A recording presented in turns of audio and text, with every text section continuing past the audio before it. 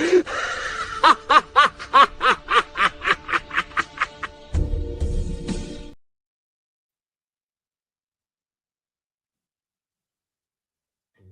to the Mirror Back Show. We are here today to look at Andrew Wilson, the ultimate debater in the world.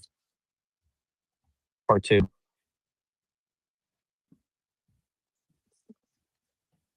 Does he love transhumanism as much as you? Today we're going to answer that question. With the World War debates. And did you notice he like increased the bass on this video like a lot on his voice? Like his voice is a lot more like bass sounding than usual. I don't know. I thought it was kind of weird. Huh. Or at least on my TV yesterday, I was like, on the TV yesterday, it sounded like really like he like. Actually, I saw another stream he did a few days ago. It sounded like he was like increased the bass on his voice, so it sounds like he's like Jack. He's trying to do like a Jack Nicholson radio show or something. It's pretty interesting.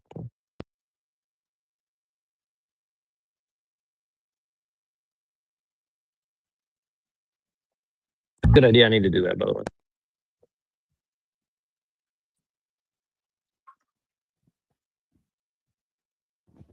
Yeah, like it's weird. Like I don't exactly have professional equipment, but yeah, his mic, he used to have a Shure mic, and now he's got a different brand. So I mean, if you pay attention to the brands, it just might be a new mic that he has. Yeah, I'm interested to know what mic these people use, because it does seem there seems to be a lot of you can kind of tell, like if someone's at a certain level, the microphone they use does tell you a little bit about like what level they're at, for sure. Right. It's like usually Alex Jones used to use like this really super like $10,000 microphone or something, and then he started hiding it or something. But I don't know. You can kind of tell by that stuff. Yeah, like where that shit's like floating and like hooked up to a thing, a stand, and you know when they have the whole studio set up, it's pretty noticeable. You know, versus just you know, like obviously, you know, my thing doesn't have a green screen. If anybody has a green screen and a mic setup and a studio setup, it's just kind of weird. You know, and then in order to like produce, you know, like daily jump cut videos of yourself explaining shit like in a studio with like perfect lighting and perfect equipment, like it takes a whole team of people, right, to produce that. Team, for sure. And I'll tell you, I've been looking into different business models for like video editing and stuff. Like these people are hiring like people all over the world to like, so they like upload to like what do you call it? Like this the Fiverr. Yeah, they're paying them on Fiverr and stuff. Yeah. And it's a whole it's a whole industry, and it's kind of like a race to the bottom. So it's like what's weird is like what you notice is like there's very little original editing now. It's all like the same like jump flashes and the whole like thing, you know. And again, like my editing's not that good, but it's kind of weird that there's like very little variety in the style of editing, you know. And you know, it's all kind of like corporate. It's all become very corporate. But the funny part is like they're paying like people in third world, you know, Eastern Europe to like cut videos for them and stuff. And I don't know, it's pretty weird. It's a huge industry, and it costs a lot of money, honestly. Like just to do a video production that he does, like he's definitely investing like hundreds of thousands of dollars a year. So, you know, it's a pretty big operation for sure. And same for J Dyer. Like J Dyer is putting out like a massive amount of clips right now. So, and a lot of it's pretty old material from like 2, 3, 4, 5 years ago. So he's definitely somebody's definitely getting paid a lot of money to like put out the amount of clips that these guys are putting out. What's up, Ray? Yo.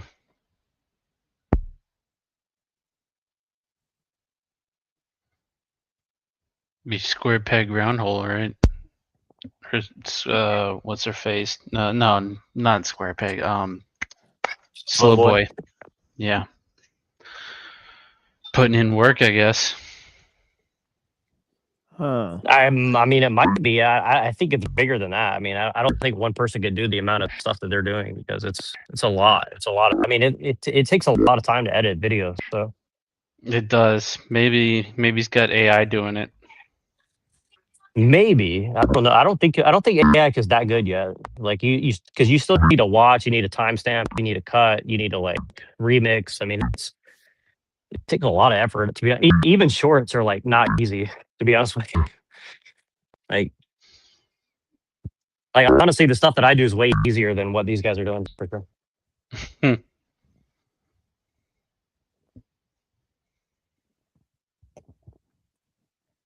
Yeah, and this All right. dude on the who's moderating is a huge it's like 800. He's almost got 1 million subscribers, as we pointed out. So how that happened was I guess he must be some sort of prize fighter or something like that. I don't know. Yes, I don't know. That's what the sort of icon seems to suggest, but right? If a man puts on a wig and cuts off his penis and declares himself a woman, it's so easy to become. Wow. Well, that was weird. Straight into the commercial. Right as I soon as know. you say that, hey, come to Riverside where you can do your podcast. Great way for me to come in here. As soon as you cut your penis off, oh, then here's a great advertisement for Classic Wilson for you. Right. In case you cut your dick off, like Riverside. The wood is dead. If it's conceivably possible that you fashion a okay, not even gonna repeat what this is. Okay. Right. No, but that's not what I'm exactly talking about. What I'm talking about is the genetic engineering that we're going to be able to do here. Probably already they're experimenting with it, where you just take real gene therapies where you can actually grow a uterus in a male body. These things will take place here. They're going to take place in your lifetime. First of all, I'm not willing to grant you the technological future that you foresee. There's no really reason hopeful. for me. Right. And so it's interesting what he said because he's like, well, I understand that you have this definition of like a man and a woman, but I'm just dealing with what's possible, and if it doesn't fit your frame of morality, well then too bad, man. Now people are gonna do what's possible, right? But He's definitely drank the Kool-Aid. Right. But it's like what, like just because you have a moral system that exists exclusively in your mind that you use to dictate your personal actions, what does that do for society? Not a whole lot. Right now, I don't know. Me to grant this to you for the purpose of this debate, especially. You don't have to grant it to them. They're gonna do it.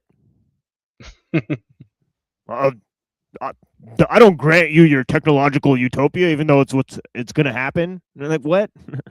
Like, who cares if you don't grant it? Like, especially considering the fact of how many times there's been supposed technocratic revolutions in technology coming, and they were big flops. Right now, I should be in a flying car with all digital currency, and my Bitcoin should be worth $1 billion. But there's a unique argument against transhumanism, right? Why don't we live in the Jetsons world right now? If transhumanism is true, then where's all the technological advancement? Right. I guess that is a weird, unique argument against transhumanism. I mean, some could say that a lot of it's being gatekept right now, like hard. Right. But generally, I think he's right that most of the things that transhumanists offer are like science fiction, or most governments or societies wouldn't accept them. And all that type of stuff. They seem sort of delusional in their approach. They don't. Yeah. Oh, go ahead. Oh no, you go ahead. I was just chuckling to myself that Andrew's on the side on the against transgender transhumanism in this debate.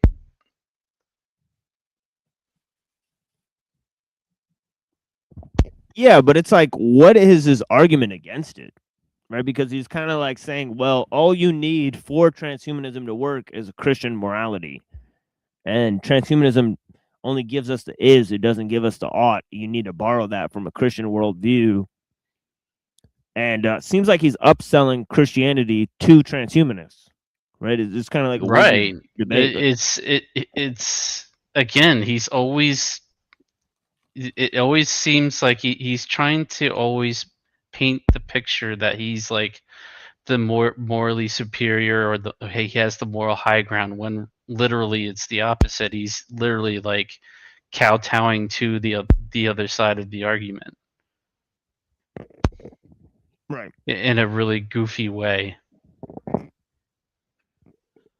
Hey, Machine, I have a video I want to show you really quick. I know this is a little bit off topic, but maybe not that much off topic. I'll put in the private chat.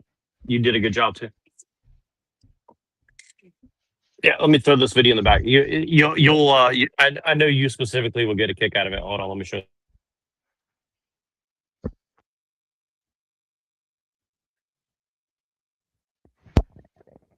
Okay.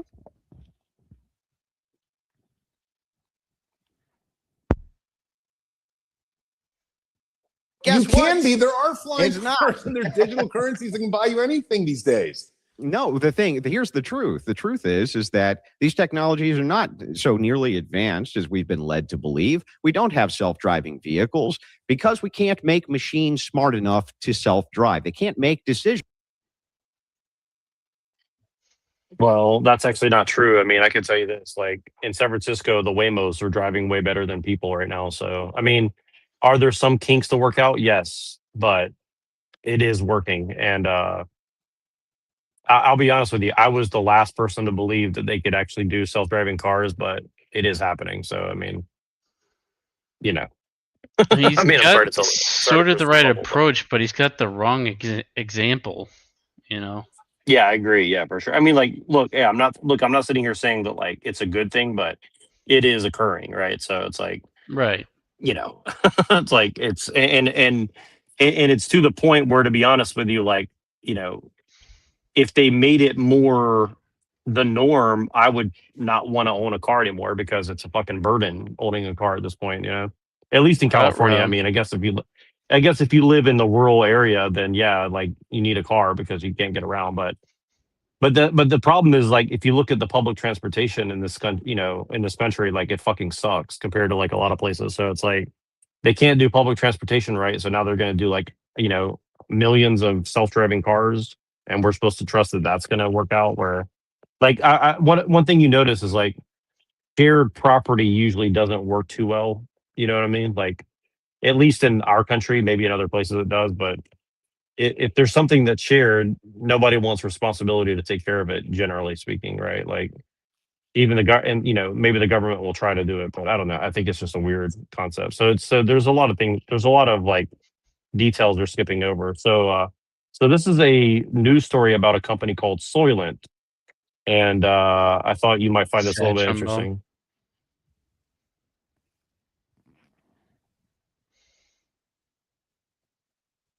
That followed, the company has since faced multi-million-dollar losses, rumors of toxic company culture, and a revolving door of C-suites. Now, Silicon Valley's drink of choice is in a fight for financial survival. Founded by software programmer Rob Reinhart, the first iteration of Soylent was developed in San Francisco in 2013. The chemical cocktail, which tasted like a bland, unsweetened cake batter, allowed him and other ambitious founders throughout the Bay Area to grind without interruption. To these gleeful workaholics, food was tyrannical.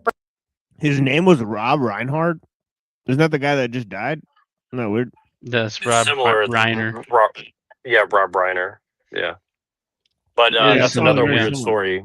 That's another weird story too, though. But they're probably related or something. I mean, let's be honest.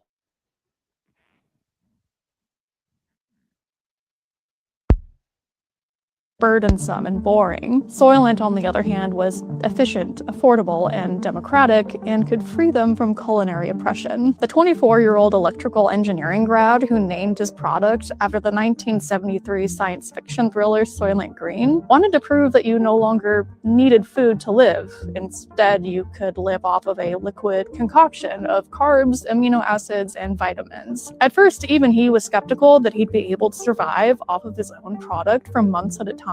However, in an interview with Inc. magazine in 2013, he said, "I felt fantastic. I felt euphoric. I felt full of energy. Shortly after its development, Soylent received tens of thousands of orders and $1 million in funding.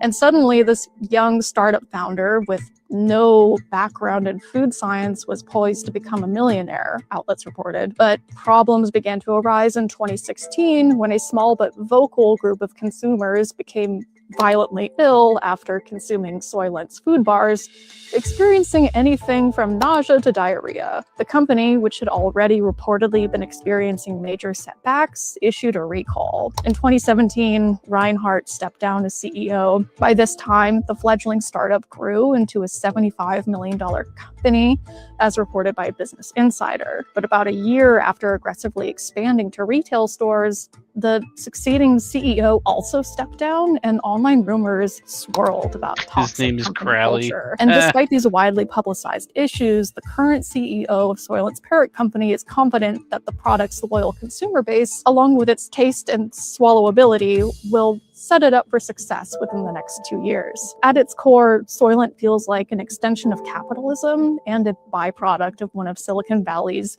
most harmful ideologies, that we ought to forego the human experience in favor of productivity. Damn. Swallowability just sounds so wrong. Yes. And it's also kind of weird. It's like just throwing like a jab at capitalism. Like, this is capitalism. And I agree with the whole, like, it's kind of a toxic work culture. I mean, it's an extremely toxic work culture. So it's like, let's grind, like, let's, from There's the a- age of like It 12 to reminds me 35. of let's at grind. least a book title. There's a book title called Toxic Sludge is Good for You. I haven't read it yet, but that sounds like this is an example of such a thing. Sounds pretty based. Louis, come back. Yeah, and this whole thing, like, I mean, it's just bad marketing to name your company after a horror movie where the drink is made of fucking humans. And it's like, what the fuck? Like, what was he thinking? Like, Yeah, that was like major fail. Worst fail on that one. worst marketing of all time. And then there's a major L for transhumanism. And then Goyland Green might be the next move. Come on. right. And then I think SF Gate is like QAnon. They used to push QAnon, so I don't know. Yeah, it's pretty. That's what I'm saying. It's kind of weird. By the way, I just saw somebody wearing that shirt, so I'm pretty sure they're like a reporter. I saw them an hour ago, so that was pretty weird. That's weird. Being gang stalked like by them now, just because you clicked on an Instagram video. Well, luckily, I was the one who came in after them, so if anything, it looks like I'm stalking them. So. Oh. Just the ingredients of that stuff doesn't even sound appealing. Right. It's like some carbs, amino acids, and whatever else. Like soy got bad press too. So like maybe they should have changed the name and the ingredients. That's what I would suggest. Just totally rebrand. Like who knows what kind of nano shit is in that stuff. Right. The way that they should. They can't tell whether or not they Andrew, should swerve I just want to say, do you think that a male within 100-year time frame will be able to grow a uterus in themselves and give birth? Do you think that will scientifically happen? I think that you may be able to make genetic modifications to a person where they can have a uterus inside of them, but that doesn't mean that they'll be able to birth children because of it. It will end up being something more akin to a cosmetic defect, or a cosmetic thing. For instance, in nature itself, there are things called chimeras, human beings who are chimeras. Chimera being a person who has two primary sex organs, male and female sex organs. Interestingly enough, though, the reason we know sex is a binary biologically called a chimera, is because though. of chimeras. What the hell is he talking about? Only one of those reproductive pathways is ever actually viable, meaning a chimera can't have sex with themselves, impregnate themselves, and have children with themselves. Yeah, like a chimera, like that's pretty medieval. Like it's called hermaphrodite or something like that. It's not right. I'm surprised he didn't say hermaphrodite. Right, he called them chimeras, which is kind of like like an abomination or something. Not Yeah, that sounds like quite something the like right Alex Jones would term. talk about. Like they got alien human chimeras on the labs. They're turning the chimeras gay. It's not possible to do. You're Hang on, bringing up animals in the 21st century. No, I'm talking It's about like humans. It doesn't even work. That's humans. Human chimeras. So the thing is like biologically, only one reproductive pathway is viable. And that's with males who have uteruses. This idea, so we have biological anomalies we can point to right now where just through freak accidents of biology, we have seen these things occur and they're not reproductively viable. There's no reason for me to assume that technologically we're going to be so advanced that men are going to be able to grow uteruses and have children. We're coming to an age where we're going to print. His response to transhumanism is, "Oh, come on, that's not really happening, is it?" That's his whole like. It's just a boomer. It's just a total boomer response. Like, out anything and anyone and any type of thing we want. I mean, literally, probably within 20 or 30 years. So we're definitely going to be able to print out something that combines anything and everything. You know, and that's just the fact true. that everybody that's in genetic editing just sort of has to accept is that we're coming to an age when you and I will be able to shift things probably within a 24-hour period, maybe within a 2-minute period. And that's because of drugs, DNA, nanotechnology, whatever it is. And I think Christians are going to have to say, okay, you spoke about this in your intro, like the hybrid and zombieism. Okay, this is true. I get it. It has a real negative connotation, but it is coming. I mean, the idea that I can chop off an arm and grow another arm is literally right around the corner. They're already doing it now with No, it's not. We're going to grow a second brain, a second head. It's going to be wild. You know what's really funny He's about not this wrong. entire Bob Becker already proved that, like, back in the 80s with, like, other animals, so I mean, it's weird. already... Like this retard never heard of, like, cloning, like, stem cells, like, what the fuck? Like, he's just never heard of any of this. It's like, no, that's not even close to happening, he said. Like, what? Like, what world is he living in? And he's a guy who's a robotics engineer, and he's this dumb about the modern state of technology. It's wild. Yeah, it's kind of strange, a little fishy. He needs to read The Body Electric by Robert Becker.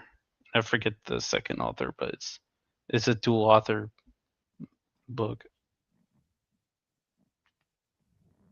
But Becker's the scientist in the book. I think the other guy's just like the writer or something. I forget. Anyways.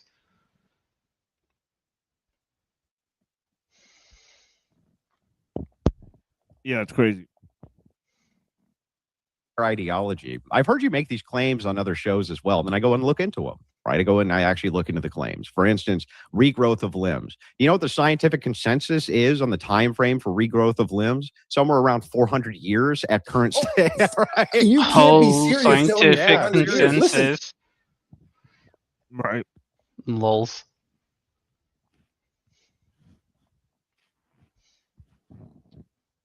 AI is about to be super intelligence in 18 months. Yeah, see, this is another claim. Able to figure out everything very quickly. 18 months. This is another fun claim. I want to tell you that 18 months ago, this claim was being made. Did you know that? That is actually a true fact that that Wilson's saying is that they keep pushing back the singularity. So that is a thing that. Yeah, what did Schmidt say? 6 years or something from like 2 years ago? I forget.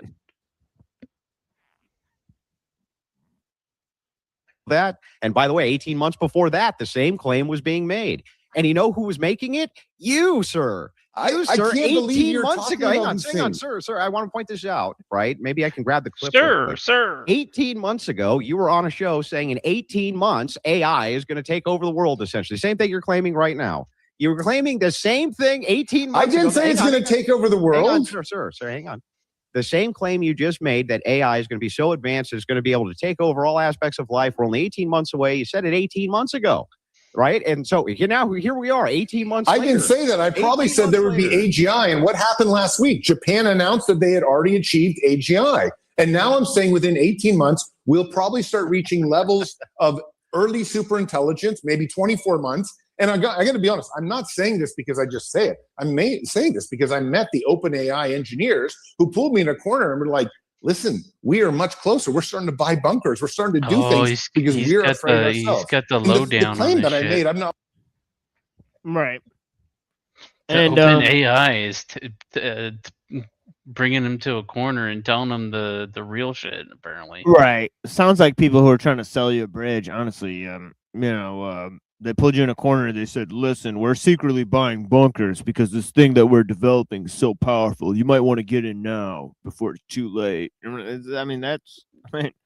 What it seems to amount to is just kind of an elaborate marketing scheme. To right. Exactly. This useful idiot just make the points for them. Right. Right. Exactly. He's so invest in OpenAI right now while you still can. Yeah. I mean, yeah, transhumanists are good advertisers for the technophiles, but they're not actually, doing much else other than, just sloganeering.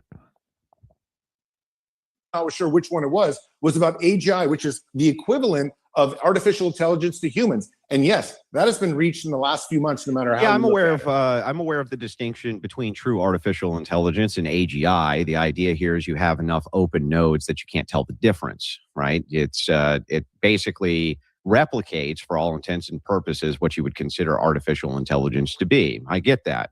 By the way, we're not there either. And the computing power that would be required to utilize AGI right now, currently, the scientific consensus is there's not enough energy on planet Earth to hold enough nodes in order to have AGI replicate the same intelligence as a human being with all the nodes which would be required. And so the thing is like, this is. Yeah, we kind of need Buddha on deck to like get in on this. I'm too unfamiliar with the actual technical apparatus of what's being developed here to actually comment on whether this is possible or not.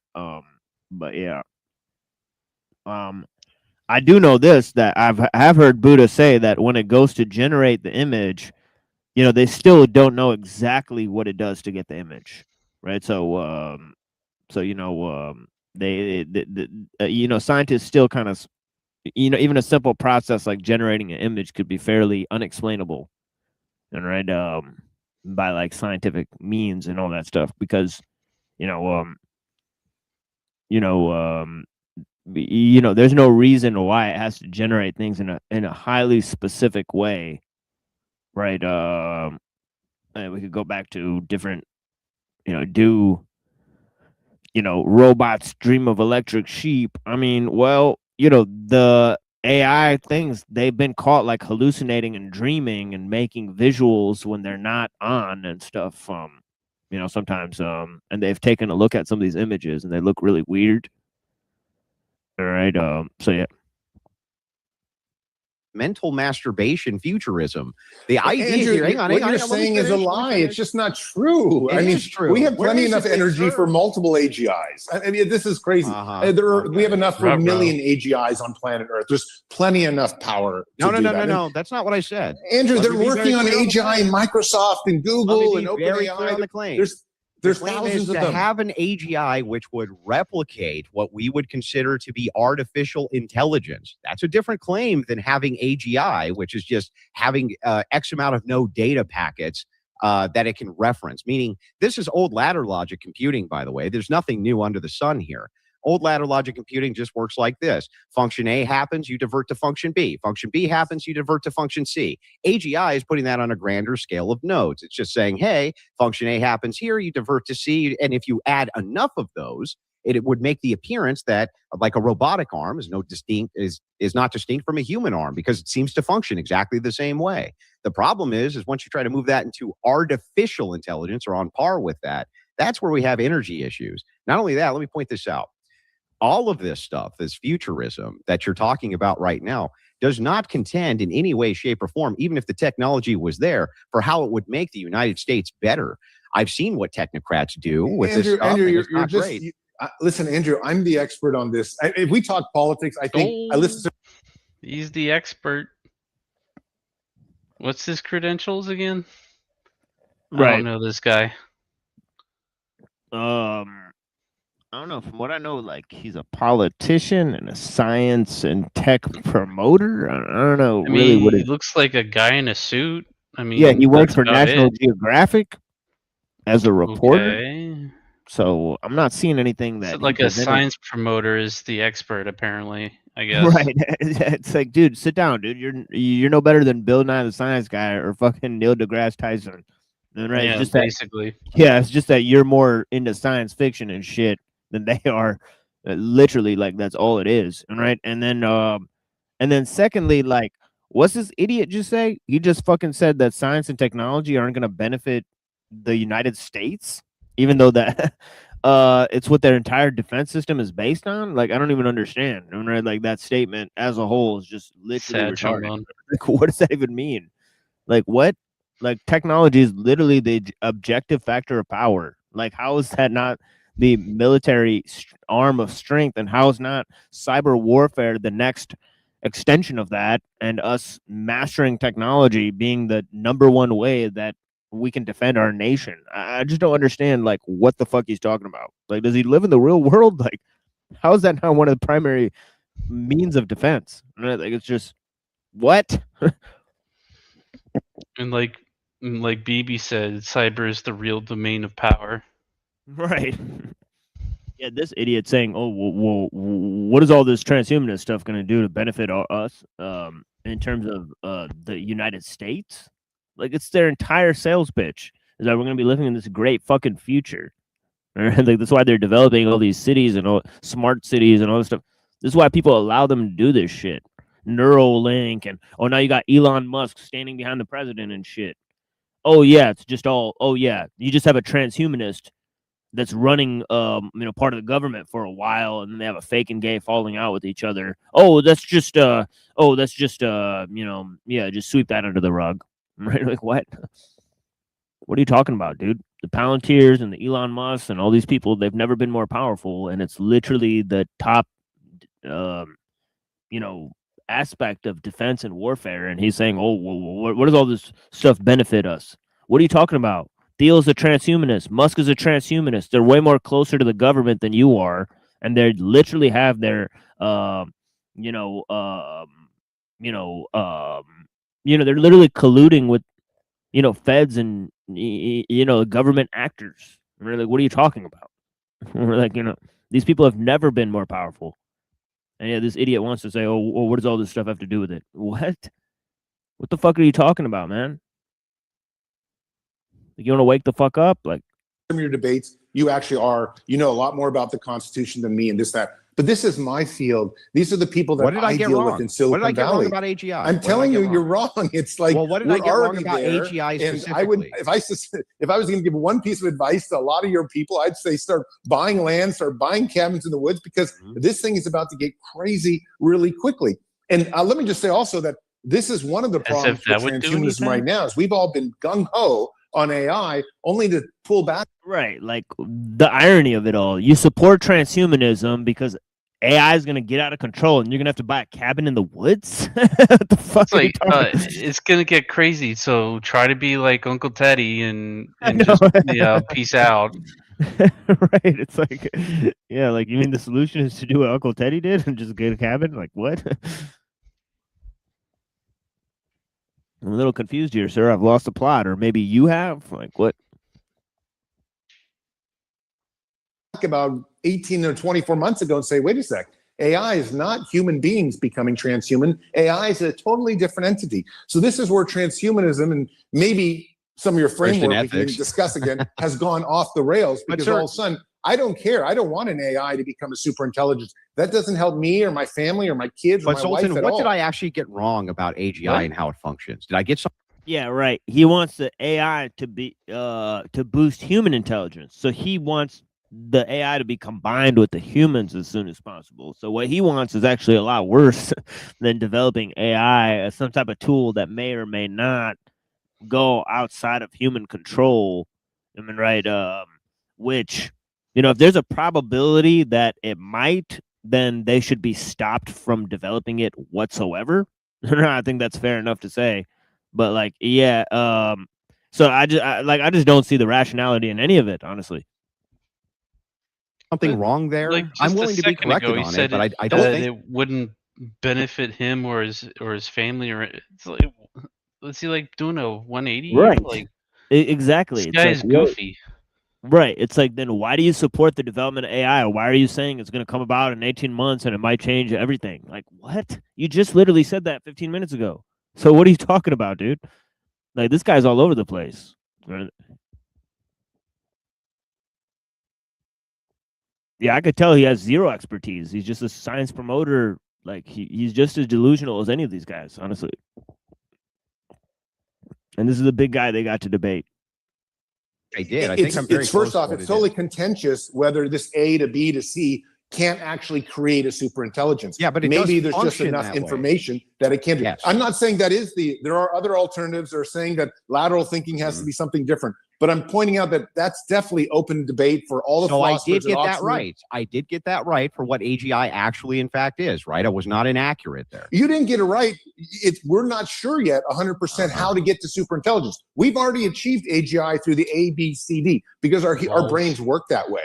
The question is, how can we take AGI and go beyond what we are? We want something super intelligent. And that's what they're working on right now. But I got to be honest, there's at least 3 different methodologies from AI engineers that seem to say we can scale to super intelligence. Yeah, I've heard the theories there, but again, what I'm doing, unless you, when I gave you the function, the idea of having like nodes, and then these nodes have X amount of functions, which they can defer to X behavior. In this case, let's just call it behavior. It's not actually that, but behavior A, behavior B, behavior C, behavior D, function A, B, C, D, right? In a ladder logic type of way. Same way a signal light works, right? Timer hits this, it hits the next function, it moves over to yellow. It hits the next function, it moves over to red. If you had enough of these inside of a web, it would be indistinguishable. Time is an art. The pause before. Whoa, what a weird. It's literally the lady from fucking X-Files, right? Isn't it? Or a word. Oh no, wait. It's just no. It just looks like her. No.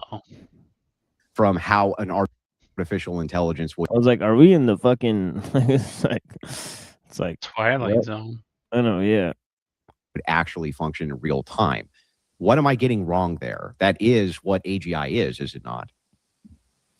It is indeed, but the question I was bringing up is how do we get to superintelligence? And that's what they're working on right now. And I think if you take the capacity of this A to B kind of logic you've taken, that's sort of how our brains work. That's how we're coming up with memories. You and I are having this conversation right now.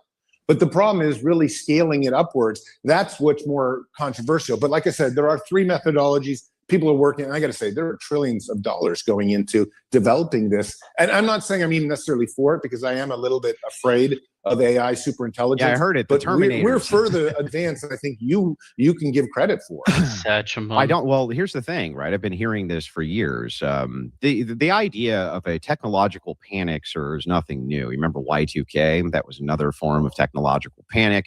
The computers were going to reset. We needed to make the Y2K compliant software immediately or else. And what was that in actuality? It was a bunch of futurists who were. Yeah, this is what NeuroJack was saying yesterday about the script reading part. Now it looks like he's moving on to a different topic. He's reading a script. He's like very elegantly laying out how this new topic is going to take shape. He's half agreeing with the opponent to get him excited for the discussion and saying, well, technological panic never solves it. It's like he's definitely reading something. Yeah, technological panic. Dude, you're totally 100% controlled by technology. Like without technology, you'd literally be a fucking like literally like you and your family and everyone around you, right, would be in a completely different situation, right? Had it not been for technology. But he's all like, oh yeah, technological panic. And like this isn't like a main issue. Like what?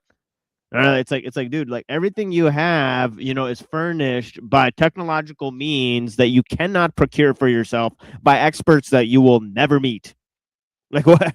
Like what part of that is not important for you, man? Oh, it's just technological panic. What? Like you better start getting paranoid, buddy. You're a fucking, you're up shit's creek without a paddle, And you think just because you don't believe in transhumanism, it's going to save you. For scamming massive corporations into fixing problems which didn't even actually exist. The thing is that I hear this all the time. I hear that there's the next futuristic problem based on technology that needs to be solved immediately. It has to be because it's right around the corner.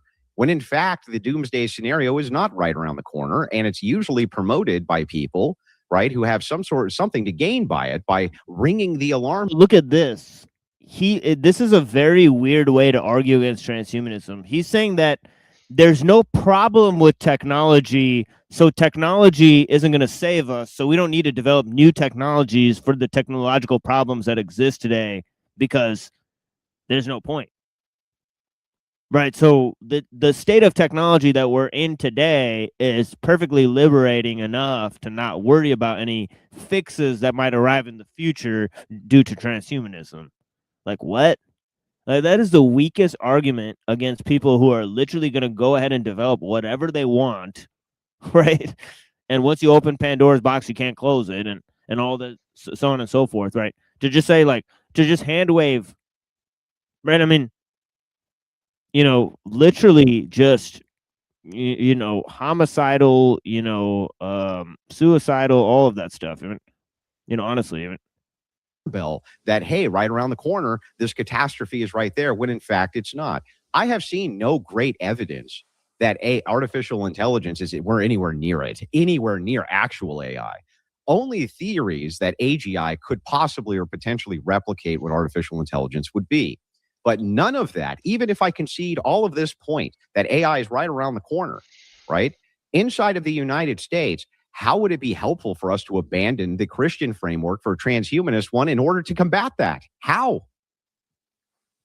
Well, let me just say that, like, you can already go out and get softwares that would. What? I'm going to go back and try to listen to that again. I don't even understand what point was just made. Would be. But none of that, even if I concede all of this point that AI is right around the corner, right? Inside of the United States, how would it be helpful for us to abandon the Christian framework for transhumanist one in order to combat that? How? Well, let me just say that, like, you can already go out and get softwares that would. So his problem is not with transhumanism, it's with abandoning the Christian ethical system. Right? So as long as we maintain our Christian ethical system, doesn't matter if we're transhumanists. Or it doesn't matter if transhumanism is happening, I guess. What? Huh? Literally be answering your questions almost identically as you are now, and me doing that. And we actually don't even have to be in here in person. But the point is that the technology is radically expanding. And I think I just want to give your viewers my perspective, which is like, it's a lot faster, coming faster than most people say. But listen.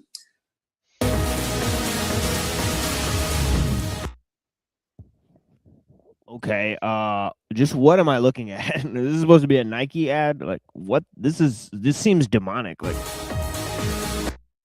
Yeah, I went into a Nike store the other day, and they had someone missing a leg, like, you know, like one of those like little like springs or whatever, like as their like running model or something. I was like, it's pretty interesting.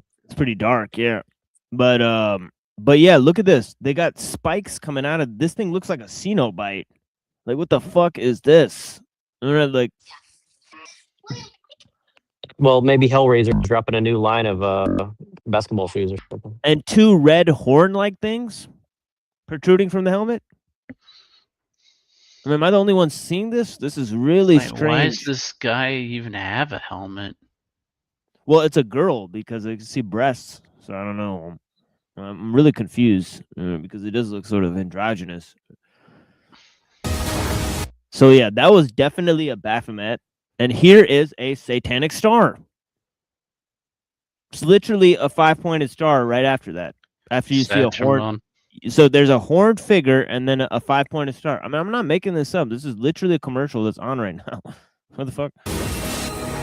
Oh. And this Cenobite like figure appears, and they've all got black and white on, which is not. Oh, and now all this. This looks like a cult. Like, why are they all wearing red and black and sitting on a fucking 5-pointed star? Can anybody answer me that question? Like, all right, Nike, thanks for the literal satanic ritual. All right, yeah, shop Nike, folks. There it is. Yeah, shop Nike. Ooh, and there's like an all-seeing eye there. Oh, techno magic Satanism. Yeah, great. This holiday season, give yourself the gift of Tim Hortons with delightful holiday drinks and festive baked goods. Because after a year of giving, it's time you gift you. Only at your... I actually like that one. I like the way she looks. It is what it is. I got to be honest. This is where I worry about my own personal philosophy. Transhumanism has taken us to the next level where we are able to create AI. But if it dooms humanity and does something like, because there is a very real possibility there could be a Terminator scenario. And if humans don't survive, then obviously transhumanism and my ideology and scientific method, whatnot, have failed. And yours would have been more successful. Yours might be a safer bet right now, because I don't think many Christians would want to give birth to artificial intelligence, especially not a super intelligence. What a horrible confession. I don't think that would... Neither are the quote-unquote safer bet. Both end in most of humanity being annihilated. Right. So it's like, well, you messed up there, buddy. Yeah, I don't think he really understands like the opposing position. It's not like, oh yeah, everybody just like believe in Jesus, you know, right? Like, okay, it's a lot more complex than that, buddy. Because it just doesn't fit with their framework. That said, yeah, but if it does work in our favor, we might have this great utopia, get off planet, be able to cure cancer, and become superhumans. Utopium. And that's really the goal of a lot of transhumanists. But again, it's a way. Yeah, he's smoking that utopium. I told you he's drinking the Kool-Aid. This is like the transhumanist Pascal's wager version going on here. Right, it's like, okay, like it's like 50-50. We either destroy ourselves or, you know, or we get, you know, utopian, free of cancer and space communism and all that. Yeah, like wow, quite a gambit, I would say. Major, it's a bet, and we don't know. But do you see how whether it's going to turn out good or not? Do you see how, interestingly enough, when push comes to shove? Good Lord, man! This literally, the next second he says wager. Yeah, it's not thinking. Well, that's the name of his book, The Transhumanist Wager. Oh, so okay, all right, fair enough. I was like, maybe he is doing the. Maybe this is the wager. Who knows? It has to be. I mean, it's like what? Like that sounds like you know, like shit sandwich versus turd bagel. Like I don't understand. Yeah, that's like, gotta be a T-shirt, bro. Shit sandwich versus turd bagel. Yeah, like what the fuck? You divert to my ethical worldview and not me yours. The idea here is... Well, it could be Buddhism, it could be Hinduism, it could be Islam. I mean, it could be any view. Hang on, but it's not those views. It's actually a deference to Christian ethics. I would defer to Buddhism just personally. Those are the ethics which you were raised with, and this and that, right? And there's things about Buddhism. There's things about Buddhism you probably wouldn't like as much as Christianity. But that aside, leaving that aside, nihilism is where I would end up with. But you know, hang on, that's how it is. If it's the case that Terminators, let's say, due to transhumanists, Terminators did come around. We had a Sarah Connor type situation, absent the time travel. Okay, no time travel, just warbot machines who came in and decided to repurpose us by, against our will, cutting our skulls open and putting our brains in these machines, which can then live forever. Right? It's really interesting to me because that would be a transhumanist future, 100% transhumanist future. But it's a future you seem to want to avoid, and I don't understand why. It gives you everything that you want. Technology then removes the idea of death. It is now gone. And yet somehow you still prefer my framework that this needs to be stopped. Hang on, that this needs to be stopped by any means necessary. Yeah, he got him there, but the fact is that he doesn't have to appeal to Christian ethics to get himself there. Like he said, he could just appeal to Buddhism and say, well, that's going to break the cycle of reincarnation. You won't be able to reach nirvana, right? Or break the cycle of reincarnation if you go into the pod. So I'm kind of wondering if Wilson paid this guy just to debate, because this is just so goofy. Yeah. Neuro, were you gonna finally say something? Well, it's interesting what he's saying here, because it's like, okay, it seems like he's saying, I'm trying to think of how to put it. He's saying like, well, you have a problem with this transhumanist future because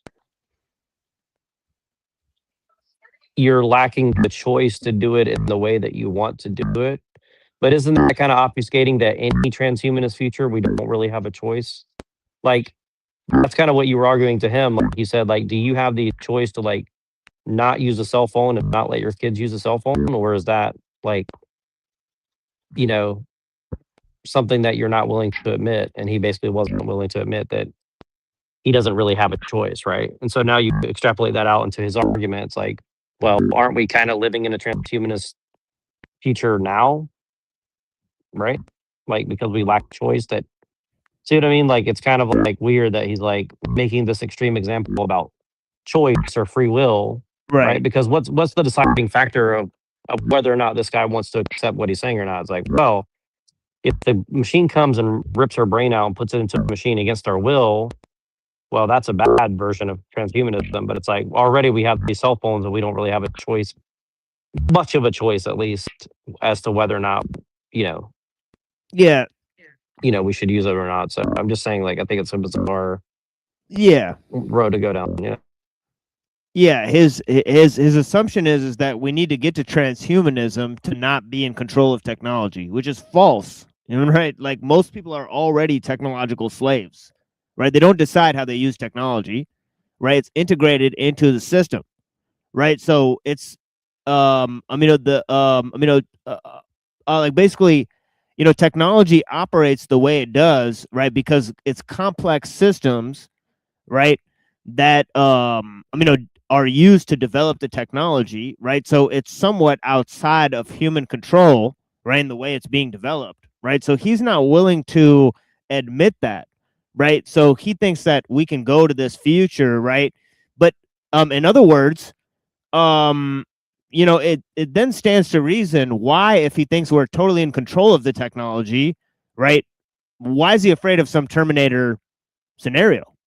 Because that could never even happen, right? Like, he shouldn't fear it at all, right? So this is the thing. He's previously said he's totally in control of the technology. It's totally dependent on human use and the way humans use it, right? So this scenario could never really come about, right? And he doesn't believe that the hell will prevail against the doors of the church and all this stuff. So it doesn't matter, right? So why are you worried? Why are you sweating it, bro? It's a really good question, right?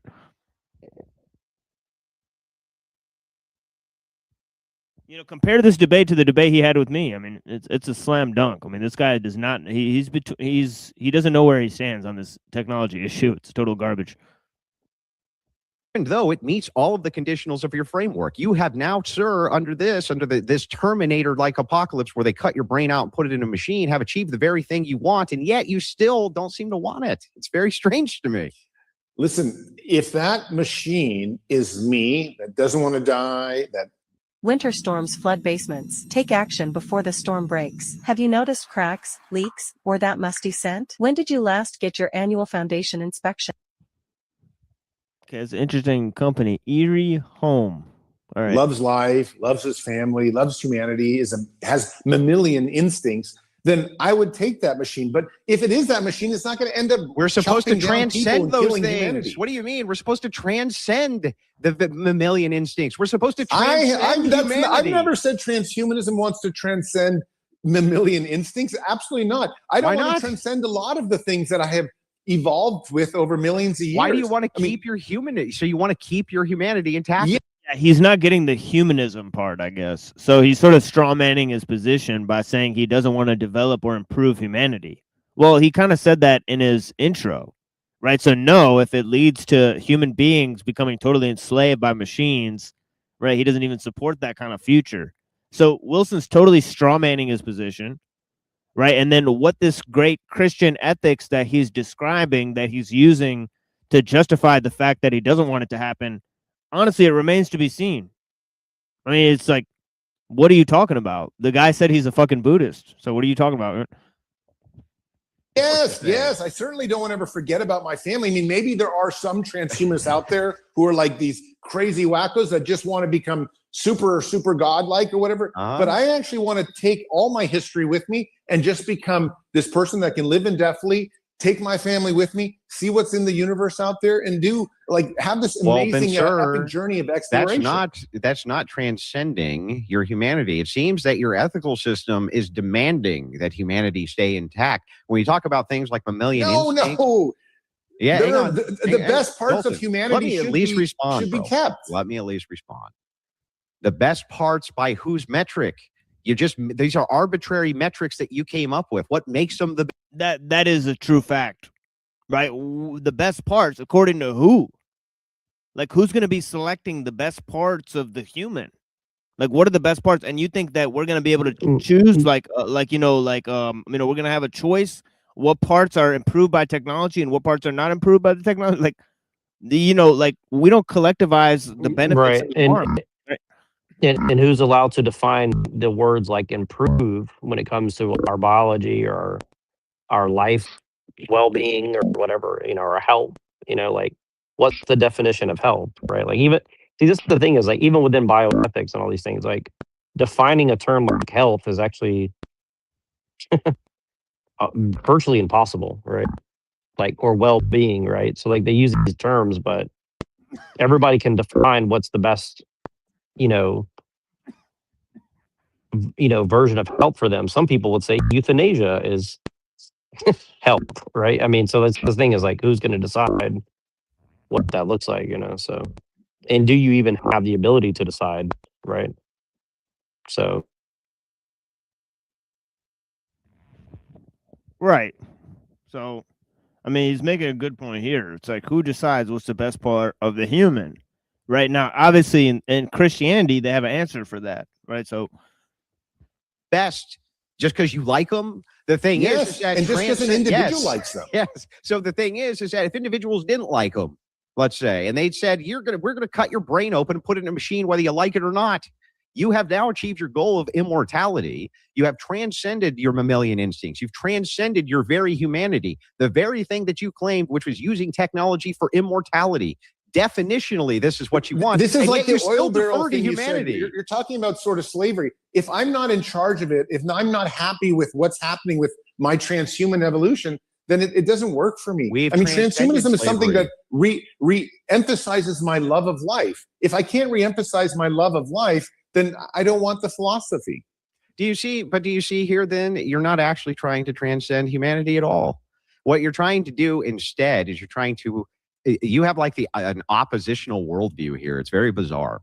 The one hand, you say that you're willing to transcend all of the human elements for the purpose of immortality. And yet, when the conditional is presented, hey, this could actually happen. Let's say that we grant this transhumanist future where the Terminators cut your brain out and just put it in a Terminator. You still think like you still talk like you still do all of those things.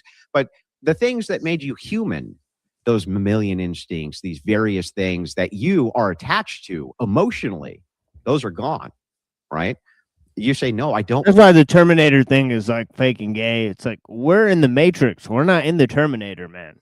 You need to upgrade the metaphor, right? We're living in a system, right? That, it controls what we see, eat, hear, and think, right? So, just like your fake and gay shill political ideology that you've been totally psyoped into believing, right? It's obvious, right? You would be nothing without these technological means, Right now, you're acting like, oh, what if? Well, you can't face the reality that's all around you. This is a major problem. Want to detach from these things, the very core things that ontologically make us human. I don't want to detach from. That is giving us great evidence here that the Christian, right, but as if Christianity is going to prevent you from, letting go of something, right? That's going to be taken away from you by machines that you have no control over. Like, what is it actually going to stop from happening? Excuse me. ethical system is the deference that you use. Right. What is the ethical system going to stop from happening? Just because you believe in an ethical system doesn't save you. Like, what are you talking about, man? Instincts, these various things that you are attached to emotionally, those are gone, right? You say, no, I don't want to detach from these things. The very core things that ontologically make us human, I don't want to detach from. That is giving us great. There it is. You got your second word. You already got the word teleology, and now you got the word ontology here in the discussion where it serves no purpose whatsoever. He's just throwing those terms in there to seem smart, seem like he's this big philosopher coming through. Oh, being and purpose and dude, it's literally just a word. Right? None of these things are actual, like you haven't fleshed out that any of these things have to do with ontology or teleology. You just simply with your fucking bumper sticker philosophy. Come on, man. This guy's a Trump-tard. Evidence here that the Christian ethical system is the deference that you use in order to make these claims in society at all. You're deferring to my worldview, never me yours. But I've already said I like 80% of your worldview. I just said it's the 20% that's going to make us evolve and grow. All right, and what's the 20% you don't like? I like being a human being. I just think it's time to not necessarily have to eat every night to survive, or not necessarily have to, die of cancer. There are things we can upgrade. And I also want to get off planet. Let's get to the Star Trek. But wait a second. The idea that these are not violations of Christian ethics. What is this 20% of Christian ethics that you don't like? If we had technology that would make it so that you didn't have to eat, so what? You think, how would that violate Christian ethics? Look, what do you mean? I just told you, you have this idea that God gives us purpose, but I actually don't believe in God. Therefore, I don't see that purpose. And this is that 20% that I'm missing. And it's not, like I said, it's not that I'm not invited into my life. I just don't see it. And because I don't see it, maybe I'm like Thomas putting the finger through the, Jesus' hand. I don't see it. And as long as I don't see it, I'm going to continue with my own methodology, which creates my own purpose. Yeah, but you're not just continuing with your own methodology. You're creating prescriptions for humanity, in this case, the United States, and making the bold claim that transhumanism is a much better future for people than Christianity. And yet, any time I look at the way in which you can transcend humanity, you seem to defer right back to the Christian ethic of not doing that. So it seems like the bumpers that Christians put on society with responsible technology and not attempting to play God, not attempting to move into this arena. Yeah, the delusion that Wilson faces here is that he thinks that that the harms of technology won't necessarily have to be collectivized if you just belong to a community that has ethical bumpers on the situation. Right. So he thinks that the Amish and all of these people, Mennonites and stuff, that they don't have to avoid, modern, society or deal with the implications of modern life just because they live in a village, when the implications are literally international, right? They deal with the effects of new technologies all the time, right? So just because, right, he thinks that, we don't necessarily have to collectivize the harms of technology, right? When there's lots of harms, right, that you may not be able to control that reach your Christian community, even though it doesn't want to accept the use of greater forms of technology, right? This is the dumbest thing, right? And then Zoltan thinks that, the benefits of technology, that they'll be there for personal use. That it's just going to be if you want to go do something with transhumanism, and that's all that matters. that none of this stuff is going to be collectivized. It's just going to proliferate your individual happiness. And no, technology is imposed on people, right? It's not just about freedom, and you know what I mean. So this is the problem that both of them are having, right? Either thinking you can avoid or selectively, adopt, certain technologies, right? Both of them are wrong in their assumptions of that. Technology is imposed on us, right? I mean, it's a simple answer. This is why both of them are living in a totally delusional world. Of transcending our humanity. First of all, I just want to let you know, within my worldview, it's not even possible, right? It's not even a logical possibility. I don't even think immortality is a logical possibility from my worldview. So from your worldview, I understand that it is, and I'm trying to contend with that, right? But to me, it's not even logically possible.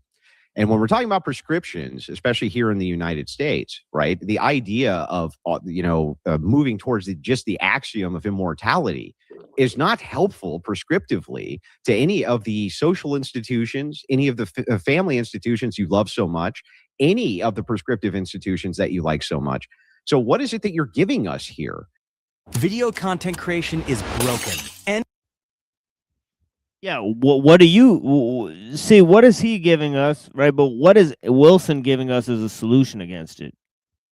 I mean, other than saying like, well, it's not logical that a certain sliver of the population believe in immortality and try to achieve that purpose, right? I mean, Christianity holding you back from? You can be a transhumanist. Who's saying you can't? Who's saying that you can't? You can go right now and like do all sorts of experiments on your own brain and try to find the elixir of life. Nobody cares. No one's trying to stop you. What is Christianity even holding you back from here?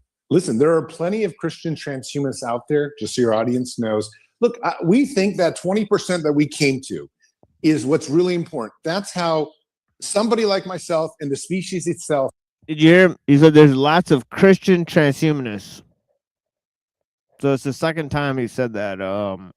So Andrew does not deny that that's possible, even though he said, well, that's totally illogical to support transhumanism. But then the guy says, well, there's Christian transhumanists twice now. And he's going to say, well, wait, you can't be a Christian and a transhumanist. That's false.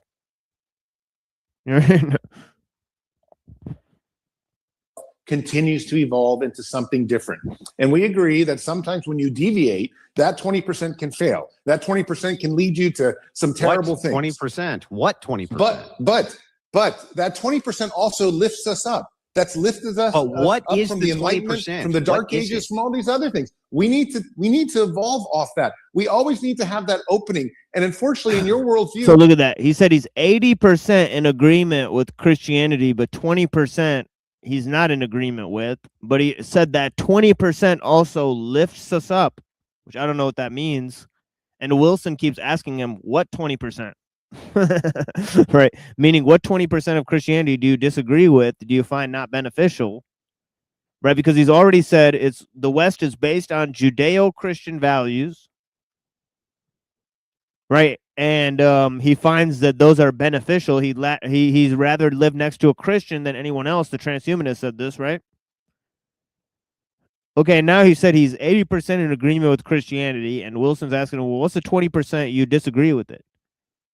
Well, I mean, if he believes in immortality and all these things, it should be pretty easy for you to understand what he disagrees with about Christianity. Right? Isn't the whole purpose of Christianity is to die and be of this world? Right? And, be one with the Christ? Like, what are you talking about? Like, how are you not evading that great purpose or end, or that teleological end, right, by trying to achieve immortality and live in this world forever? It doesn't make any fucking sense, man. Right? Like, so it would be obvious that Christianity would be antithetical to transhumanism.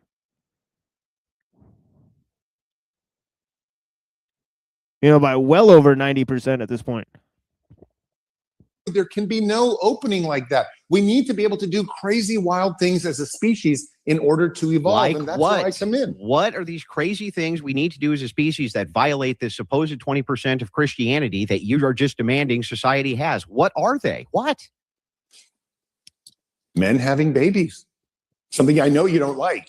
But let's go for it. Why can't we do that? But it's not just that. It's why can't we get to the Star Wars era where people have tails? I have a third eye in the back of my head. I have two heads. I mean, whatever it is to be functional from a materialistic point of view on planet Earth and beyond, those are the things transhumanists want to do. I don't want to die. Yeah. So that's going to be my main priority. Well, how can I reverse aging? Yeah, let's start with this. Let's start with the idea of men having children, right? Let's just explore this potential future. Right. I don't grant that it's even. And let me just say, I would be one of those men that would like to do it in the future as well. Got it. You want to be a man who. That's gross, man.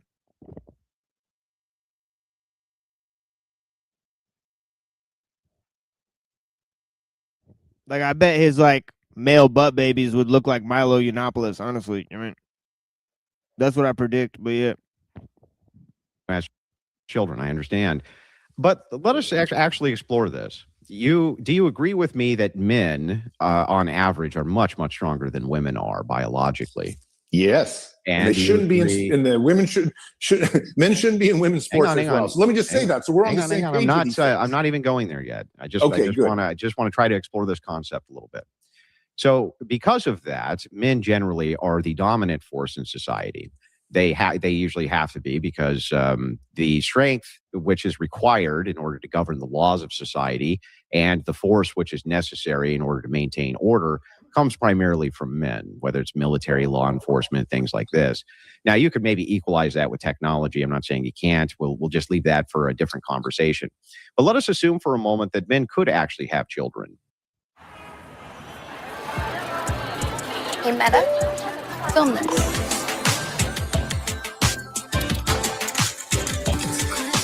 What? So old-timey black setup here. You know, it's like Motown. You know, Barry Gordy's Motown. You know, but it's like with AI shit, with Ray-Ban Meta. Like, all right. Like, don't you know? See, they're always trying to say that technology is going to help us proliferate some old style of culture when you know it's wiping it out. I mean, these commercials are such a scam, right?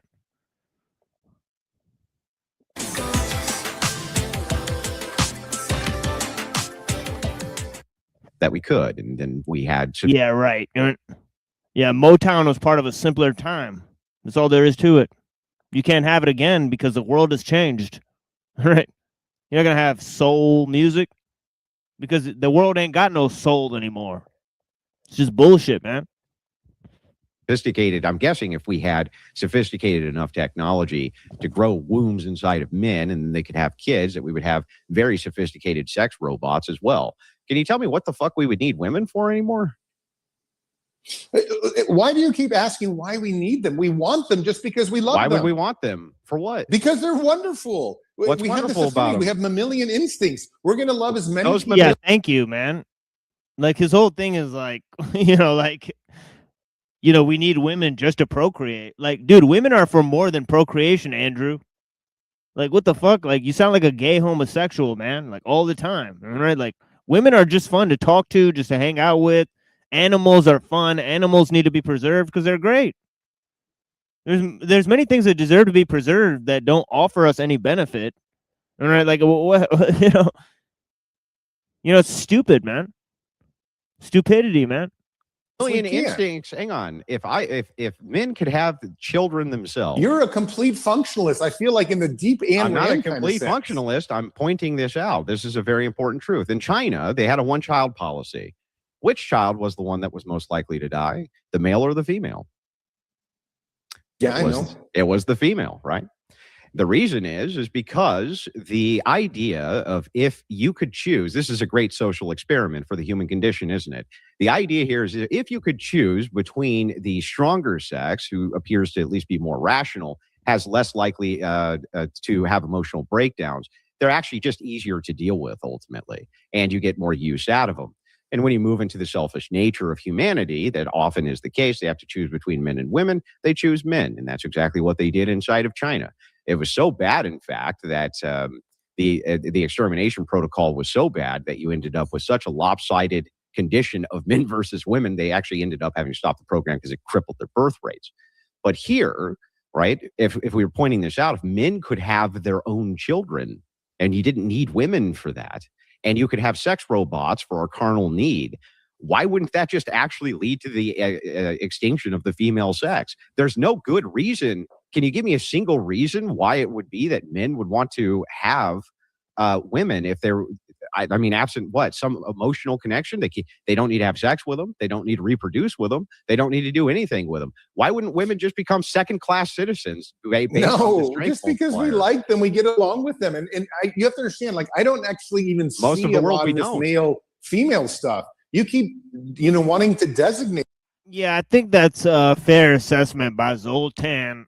Yeah, I don't think, like, just because women don't provide any function or, that they would just be removed, right? It's just like, what kind of thinking is that? Especially from a Christian standpoint, right? Don't you have a moral duty to preserve women, right? So I don't know, wouldn't there be Christians who think that despite them having no fun? It's just like, I don't know. What is he actually saying? Right? Just because something serves no function, it would just be wiped out. And like, yeah, I mean, it is an interesting, like just what is he proposing? Like, something. But listen, Andrew, if you had a baby, you had a womb inside you and you gave birth, I wouldn't necessarily designate you as like a female or male, or you can't have friends with females because they're not functional. Listen, I'm not designating I would just any such respect your decision to want to have this child on your own for whatever reasons. And you could still be part of a family. You might just do it because your body loves to do it. I think it's fantastic. But when we're talking about social dynamics, which you seem to be... Yeah, I mean, I feel like the guy's trolling him with this. Right? He's clearly trolling him. Like, there's no way he's like, all right, yeah, man, we need to have butt babies, like, pronto. Like there's no reason from a Christian standpoint why it couldn't happen. Like, what? Is he literally just trolling this Christian guy? It was weird. Leaving out of this, which is very strange because you have a compelling writing style when you explore characters. I know that you understand human social interactions and how they tend to operate. It is in fact the case that if men could find replication, a robot replication of a woman, which is down to the finest detail, a woman, for all intents and purposes, physically, mentally, everything else like this, artificial, sure, right? But makes the sandwich, shuts the mouth, watches the TV, the man can have the kids. Why wouldn't that naturally lead towards males selecting for other males in their own birth form? What would be the incentive of men to select for females if they could give birth themselves? What? Wait, what? That does not follow at all. That is a total non sequitur. That is literally a total non sequitur. If men don't need women that have sex or have babies, then they would just select for men and just turn gay. That's a huge leap of logic. I don't see that happening at all. Like, where? Like, what? How does that logically follow from the premise? Right? First of all, even if that were possible, there'd be a very small percentage of men that would actually use those means. Right? And it would probably be like the incels that exist today. Right? So I have no idea what he's talking about. Why would you want to fuck a thing instead of an actual female? Like, what? That makes zero sense. What would be the incentive to do that? It would be like creating a less strong, less rational human being on purpose. Why would they do it? Listen, this is where your framework would say no, not to do this because of the greater God thing that's out there. But transhumanists would say, listen, it's okay if all of a sudden maybe the female entity is not necessary. But the females are going to have their own situation, and they're going to say, now we don't need males. But this is the transhuman future, where people can make these individual choices based on liberty, based on their personal preferences as we move forward and see what we evolve into. And I just don't think we need to be so afraid of that. I'm not afraid of it at all. I think it could be wonderful. And listen, I'm a totally normal guy. I'm a heterosexual guy. I got a wife. I got 2 young daughters. I have a great family life. Everything's perfect. But I can see what situation, Andrew asked? The situation that they could be fucked by robots and also impregnated by in vitro fertilization, so they don't need males. Right? I mean, what are you talking about, dude?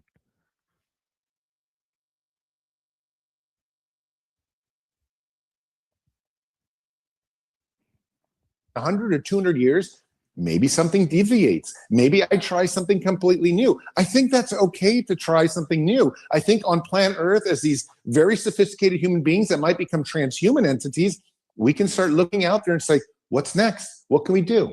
Yeah, listen, the reason I brought up social interactions is because when you're talking about power dynamics between humans, the reason that women are so valuable in society is because of what reasons, sir? What is the primary reason men lay down their lives? Why the women get the lifeboats first? What is the primary reason that women have any value in society? Not just here, by the way. We can look at the world where women are severely oppressed, and over half of it or more, right? Why do they even keep them around? Why do they even allow them anything? It's because they're revered only for one purpose, which is a reproductive purpose. And the problem with this is, like, you don't look at the sorts of entailments, the sorts of social entailments, which you can run into by allowing.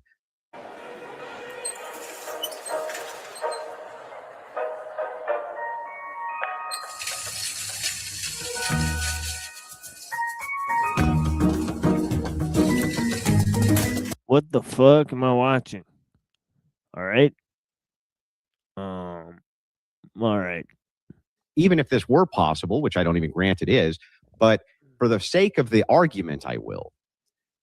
The entailment here would actually likely lead to there not being any more females, because men would select for men. Why wouldn't they? They're way less maintenance. They're way easier to deal with, and they can reproduce heirs for you now. And on top of that, right, they're much stronger, meaning they're much more useful inside of a family dynamic. Your future does not look great for women. Look, I get it, Andrew. I get it. I get what the problem is here. You're really stuck on the male and female. The transhuman future may not have male or female anymore, and it may be for the best. And I'm happy to endorse that idea to move beyond that. And this is why one of the things when it comes to transgenderism, things like that, transhumanists are just open arms. We just are way beyond that. Some human beings might want to become fish. They might want to become mini unicorns, mini dinosaurs, whatever it is. If we have liberty and we have this technology, then we may want to do those things. As long as it's not kind of offending the golden rule of hurting somebody else, then I think it's absolutely okay to move beyond male and females. Can you show me where technology? Well, actually, allowing people to do stuff like that, it is hurting people. So that does violate the golden rule. I don't know how it doesn't. Yeah, that was the. Yeah. I was just listening. Sorry, I was just listening from YouTube for a second. And I was like, yeah, this is the gayest shit I think I've ever heard in my life. Like, women have no utility other than reproduction. It's like, what the hell is this talking about? Huh? Like I understand I understand like the extreme argument he's trying to make, but it's like, it's literally, this is like Dada absurdist, like this is like absurdist territory now. It's like, this is not even. And then it's like, well, maybe we'll just be miniature dinosaurs, or maybe we'll be this or that. It's like, wow, like it's like, this is a real great sell. What a great sales pitch is, like, it's like, I'm sure that there's plenty of people who are now going to, choose the side of transhumanism all of a sudden. Yeah, like the Dino Bros. Maybe this is like a Discordian anti-tech, like LARP or something. I don't know. Like, yeah, I don't see it, because it seems like both of them are pro-tech. So, I would say that maybe it's an accelerationist pro-tech LARP. right, yeah. Maybe that's it's definitely something that doesn't really. It's definitely not surface level. Like, I almost feel like these guys are laughing as they're saying these things, because it's like, it's actually really bad arguments, which is which is very strange to me. It's almost like bad on purpose. So I'm like sitting here thinking, like, Yeah, like What did are they trying to Homeboy say just exactly? yeah, like did Homeboy just say he might want to become a unicorn? Like what the fuck? Like honestly, like all right, bro. Like Seems legit. Seems legit. like all right, bro. Like you do know, like people used to get knocked out for saying shit like that, right? Like what? It's like, honestly.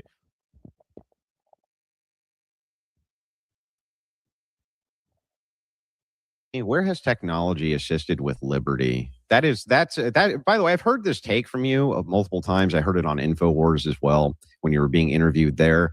And the question came up, and you sidestepped it. You didn't actually answer to it, but I went back and I did a little bit of a review. Everything that you brought up, from automobiles as being freedom machines and things like this. But of course, you didn't ever provide the counter, which is, well, automobiles in the state hands actually led to less freedom ultimately. Did you hear that? Automobiles are quote unquote freedom machines. Oh yeah, because when you're cruising through in your radiated box and you can get pulled over anywhere, and when you're walking down the street, you can't even get pulled over and shit. Like, oh yeah, you're definitely a lot more free when you're in a car. Because you have to obey the traffic laws and the regulations and, the insurance and all that type of stuff. I mean, what is he talking about? Some fucking freedom machine.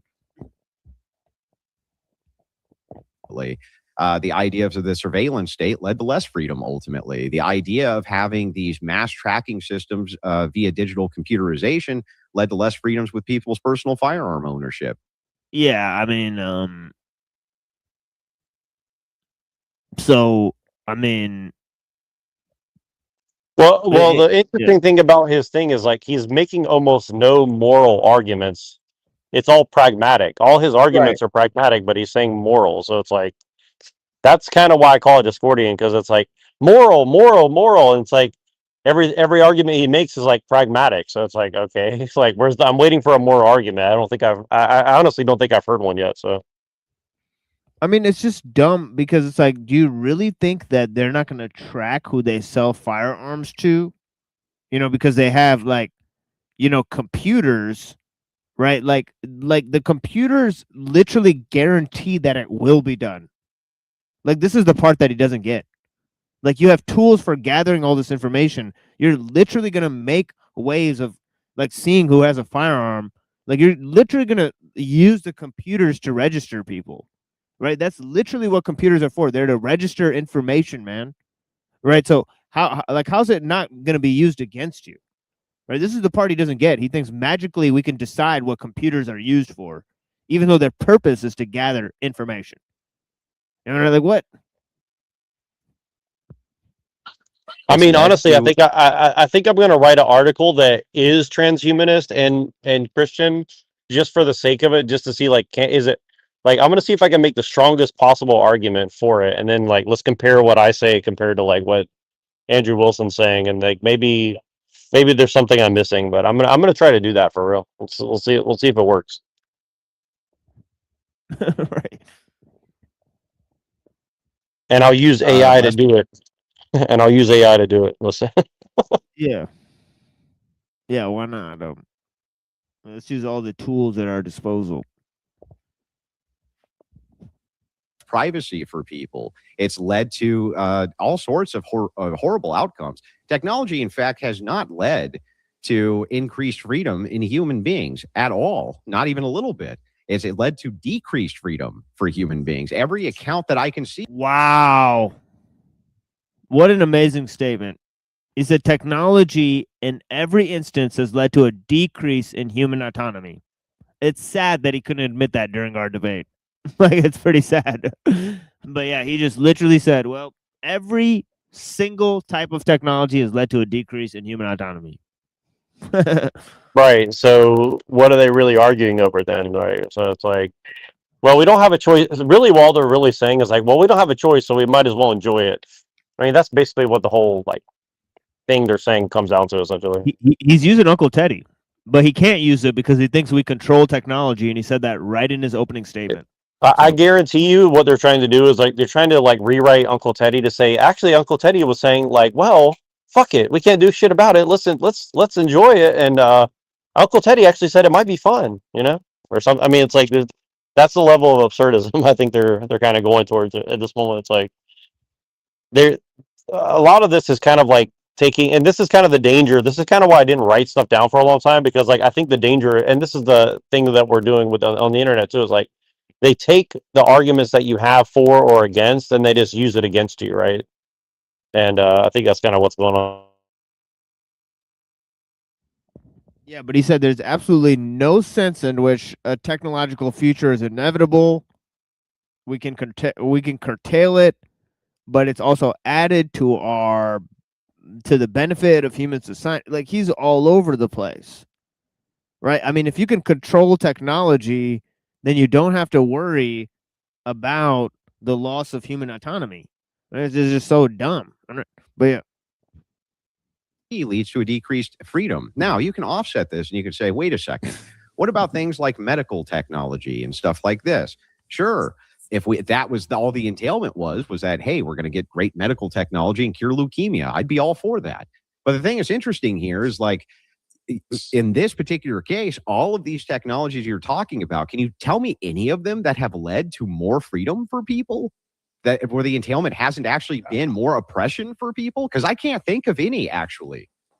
It's really hard. This is kind of like me trying to understand your framework for God when I don't believe in it. I just don't understand it. But listen, I can jump on a plane. I'm going to Kazakhstan to give a speech. I'm going to go be skiing. I mean, the point is, the freedom is crazy. It's all around us. We can do everything we want now well, not everything. Obviously, in 100 years, we can do a lot more. But we have so much more freedom. We don't die from a cavity anymore, which most people used to die from, or at least quite often. And now we have technologies to overcome this dictatorship of, let's just say, cavities. But it's just a sample, it's a metaphor. Yeah, we're getting to the heart of the matter here. Does technology actually improve human existence? Is it a net benefit or a net loss?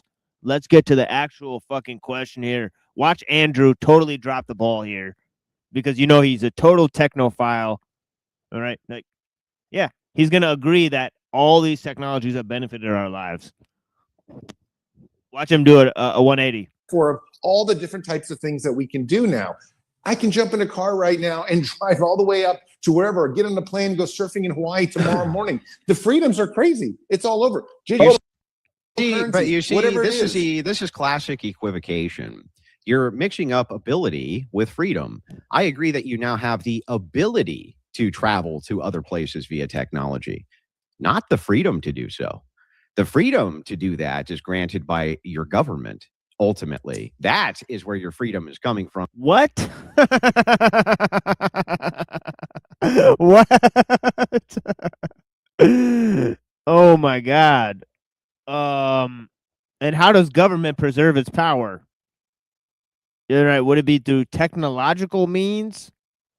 Right. I mean, what gives government its power, anyways? Yeah, right. I mean, it's just the stupidest fucking thing you could possibly say. Oh, your ability to do something is from technology, but your freedom to do it is because the government let you do it. Yeah, Pilliter's here. Welcome, Pilliter. We're just talking about transhumanism versus Christianity, and Zoltan versus Andrew Wilson. Oh, yeah. Well, I'll tell you this much. Zoltan's been around for some time. I remember Tell me about it. I remember about a decade ago, he'd be on the Stark Truth. When Donald Trump was running for president, he would also make a bid and say, vote transhumanism. And one of his, paid actresses that supported the campaign was Rachel Haywire, who's now a side, character in the Dime Square thing. The Republicans trying to turn liberals in New York operation. So there's a long, train of that. I remember even too when you had Brandon Adamson, who, he was the guy who invented alt left. They were on a podcast together. This was again 2017, 9 years ago, and Adamson's like, listen, any left wing would want transhumanism, and it's going to be the alt right to this realization you'll need it. So they already were, pushing full Zoltan many years ago. So I just think it comes full circle when it's like, okay, he's talking to Andrew, whatever, you know.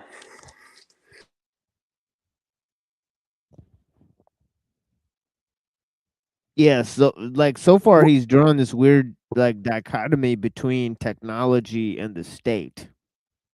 And yeah, I don't think he's been doing it that successfully. Well, and I was going to ask Billy because you sent me something about this the other day. How do you think the Richard Wolff, Haywood, Gerard, Thiel stuff comes into play with like the whole Christian nationalism? Like, what's the intersection with that? Okay, so remember, as I tell, Zoltan is very close to Rachel Haywire.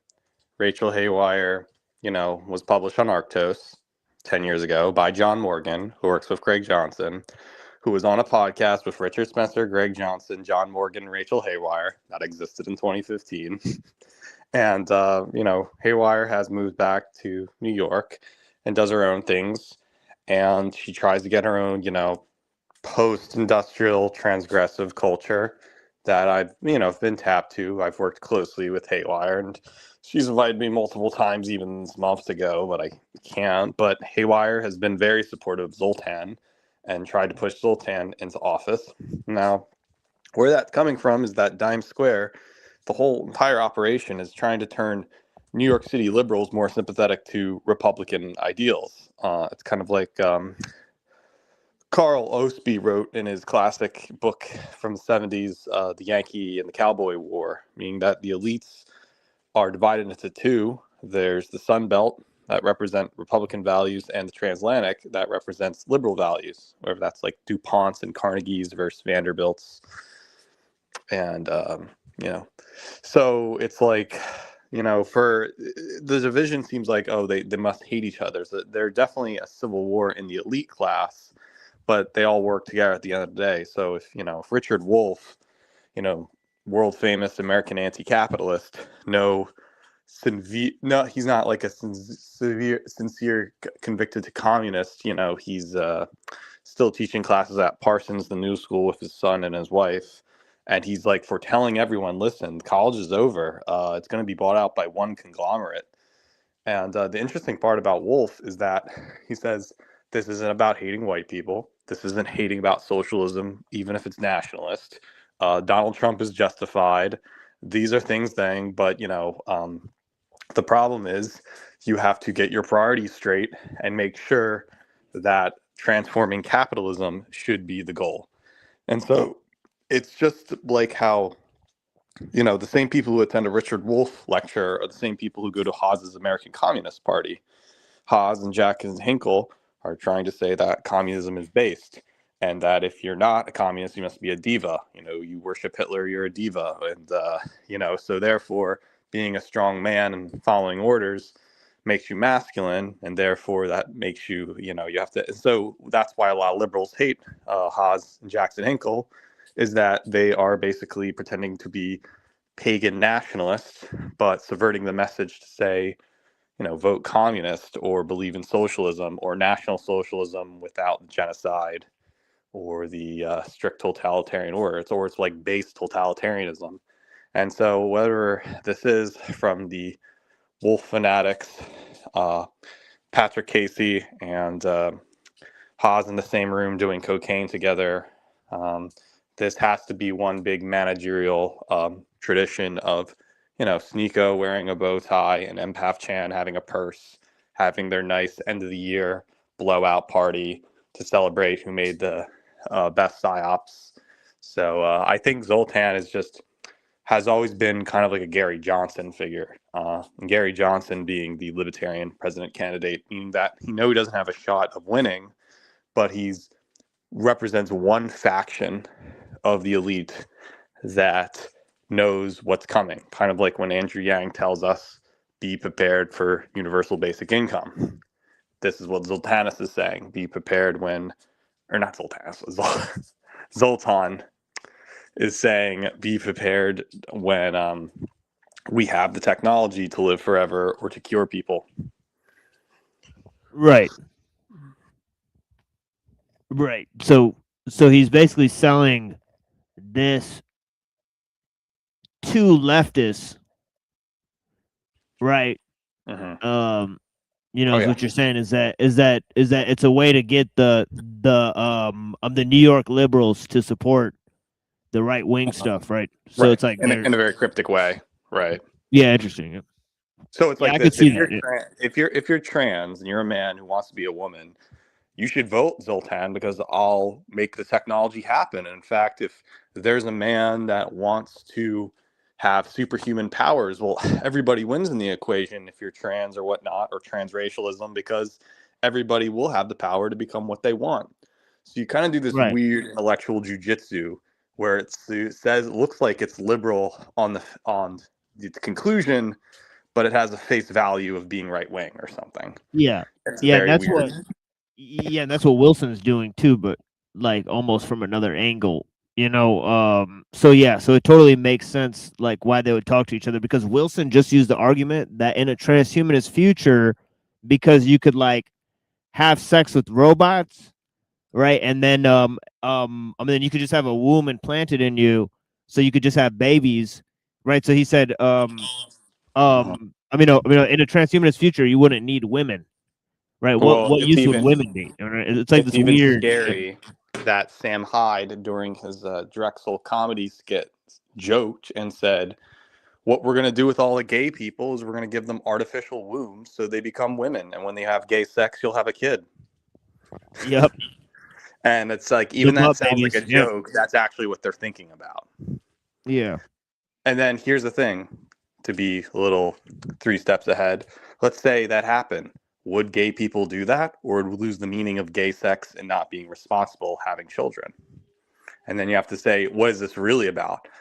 Decadent hedonism, or this kind of self-destructive, accelerating thirst for annihilation, George Bataille kind of suicide.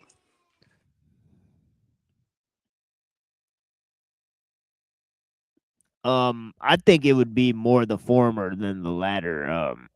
For sure. But I do see the latter having some like influence in this whole scenario. The Bataille stuff.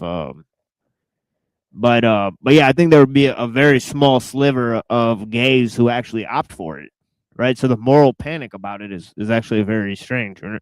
But yeah, because like you said, like within the gay community, there'd be like a sliver of people who think that, then gay sex would lose its meaning or whatever. To do any of those things. Air traffic control, for instance, whose hands is that in? Whose hands is most of the airports in?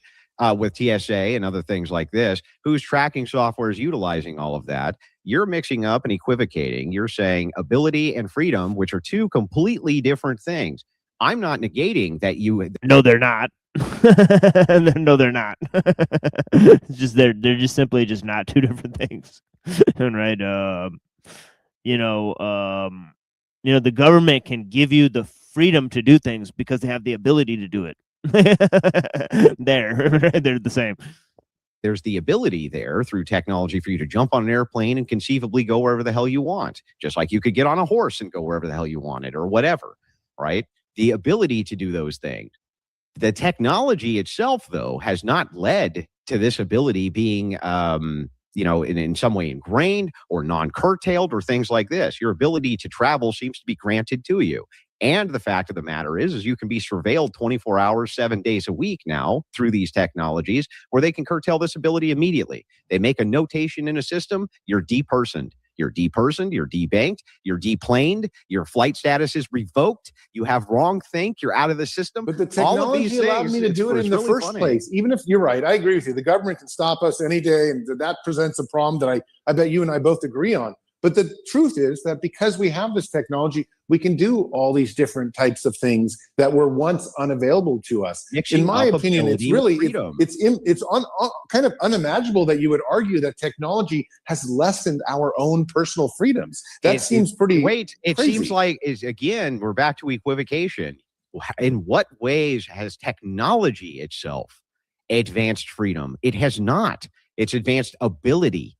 Freedom is a philosophical concept. Freedom is a concept which is ingratiated in the philosophical and the spiritual and the ontology of man himself. It is not ingrained in any sort of technological jargon, babble. Yeah, I had to actually give it to Wilson on this one because, yeah, he's right. Like, freedom is much more complex notion than just, oh, you could just do shit because technology allows you to do a bunch of shit. You know, yeah, he needs more philosophical rigor in defining his conception of freedom. But also, there is no successful conception of freedom within a Christian context. God controls everything. He controls who goes to heaven, who goes to hell, who's sinful, who's not.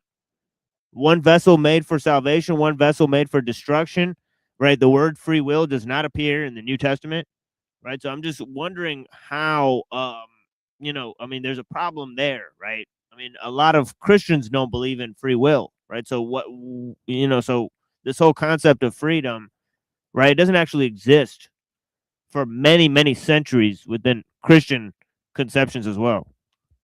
Or a material object. You are mixing up ability to do a thing, right, with the philosophical purview of a freedom to do a thing. It doesn't matter if you have the ability to get on a plane and leave. All that matters is whether or not you have the freedom to even do it to begin with, right? That is where you're mixing these two concepts up. And so what I want from you is for you to show me during the advancement of any of these technologies, how that philosophical concept has improved in people's lives, because it hasn't. You were just as free to get into a classic automobile as you are right now and drive under the same philosophical framework. If they had airplanes in 1840, you would have been just as free to get on those and go travel around as well. However, as technology and tracking software has increased, your freedoms to do those things has decreased drastically.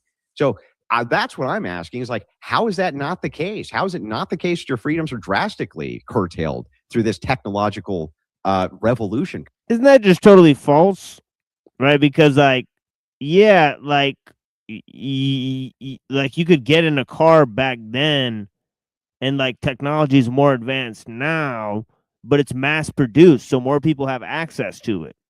So I don't even think what he's saying necessarily even makes sense, right? Because more people have access to cars than they did back when you had a classic automobile, even though you had more freedom to drive with it.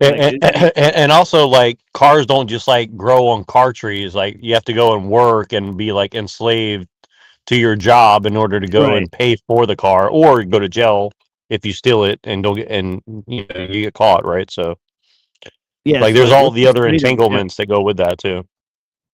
Right.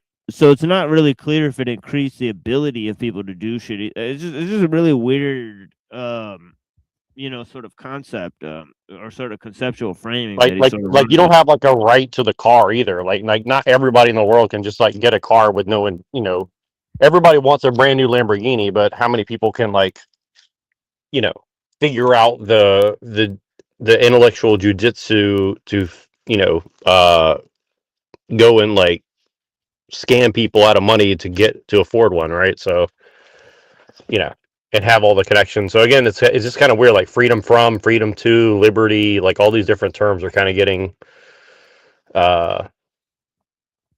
you know, kind of whatever. And also like that, we're talking about the ability to move, but they're not even talking about like the ability to like be housed, right? Like before, you could generally just go where no one lived and just build a house and live there. I mean, you know, relative to now where you just can't do that essentially. So I don't know. It's just kind of a weird it's like, they're having. yeah, like he grants himself like universal rights and freedom. None of these things can be like our Christian conceptions. All right, like none of these things can be just granted within your worldview, right? Unless you're, you know, unless you accept like some form of liberalism, you can't just accept like, oh yeah, we believe in, you know, freedom and universal rights and this shit. Like he said earlier in the debate, like, I mean, universal rights come from Judeo-Christianity. No, they don't. Well, it's kind of interesting too because you know, I think I forgot what I was going to say now. Shit. Sorry, I was just a little busy at the moment. Just got up. Still in Busan. AXA. All right, so but I was going to say, like, how do you think why do you think they're using transhumanism mixed with Christianity? Like, is that purely a political project that they're trying to sell, or? Yeah, I think there's probably going to be a sect of Christianity that says, listen, the literal resurrection of Jesus was based on technology. We are rediscovering the technology so we can ascend to heaven. They'll probably mix it up like that for sure. It's no longer going to be metaphorical. It's going to say walk on water, resurrection was real science fiction technology. We now have it. Time machine. This is pretty much like what Gene Wolfe was predicting in the Book of the New Sun. He basically argued that Jesus was Severian, an alien a million years in the future who came back in time to reset the divine foreknowledge into the golden age. And you have sects like Eric von Daniken who believes aliens made Jesus possible. So again, transhumanism just fills in the holes where, as Nietzsche says, humanity makes God now when they stop believing in God. And therefore it goes full circle back in. If God's not real, we'll make the singularity and we'll make God forcefully. Right. And would you say that that's going to be like the TPUSA Scientology kind of shit, or do you think it's going to be more broad than that, like Mormonism? Like how broad do you think that's going to be of a movement? Do you think it's going to be like a small movement or a much larger thing First, that's going to happen? it's all about trickery. It's all about saying one thing for another. So, for example, it's all about saying, if you're for trans people, you're for human rights, right? And it has nothing to do with creating a singularity. Or it's like you say, socialism is about freedom. You're not really about abolishing capitalism. You just want freedom. This is basically the liberal mindset. Liberals try to veneer every hidden goal as one thing of another. Abortion is allowed because that's a human choice, right? They care more about the praxis of liberalism than the end game of antinatalism. And it turns out antinatalists and all these other themes support those causes and that's why you have the most vehement people supporting nihilistic, self-destructive, thirst for annihilation, kind of sex and death Bataille-esque theories.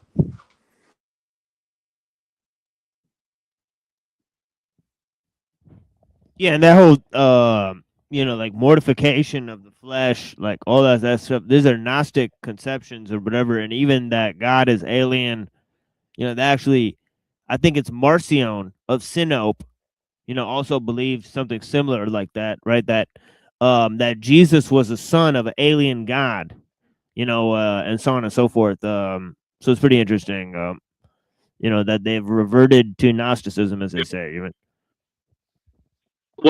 Well, and I think that's what we're seeing the evidence of. If you look at James Lindsay and Marx and all this stuff, like all these different like bricks in the Freemasonic wall, like isn't that ultimately what they're trying to do? Is like you're trying to do incremental like change, right? Like the totalitarian tiptoe is David Icke says, right? I think Pillator dropped out, but it's like I think that's what they're doing. Is like they're doing this like very slow incremental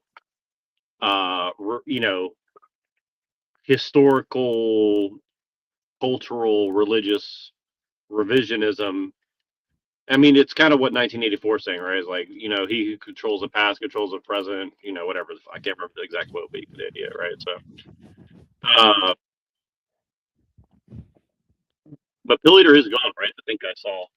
Yeah. I can't really see the screen really quickly. Yeah. But right. The thing he said was absolutely right. Yeah. He's still overseas, but yeah, the thing he said is absolutely right. They're trying to create a god outside of a god, sort of situation. They're looking for arcane philosophies and religious sects in order to accomplish that. It'd be very interesting to note that like all these like sort of occult revival and the discovery of these Gnostic texts has happened in our modern era as well to sort of spur that on.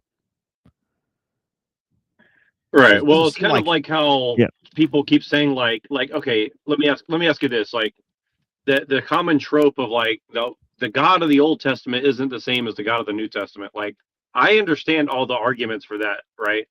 But it's also like isn't that a convenient way of like just basically saying like Christianity is not true or Islam's not true or what, you know what I mean? It's kind of like it's just a roundabout way of like let's undermine this thing, and then like, okay, so what are you going to replace it with? It's like, well, secular humanism, transhumanism, whatever. It's like, it's like you just get this like here's the thing is like if you want to take all these belief systems down, it's like, well, what are you going to replace it with, right? I think that's kind of what I'm coming at it from is like, okay, so all these things are bad, all these things are wrong, all these things are a lie, but it's like, okay, you're going to replace it with like another lie and I don't know. I have two other thoughts I'll want to complete, but I was like, well, I was just going to ask you, what do you think of that?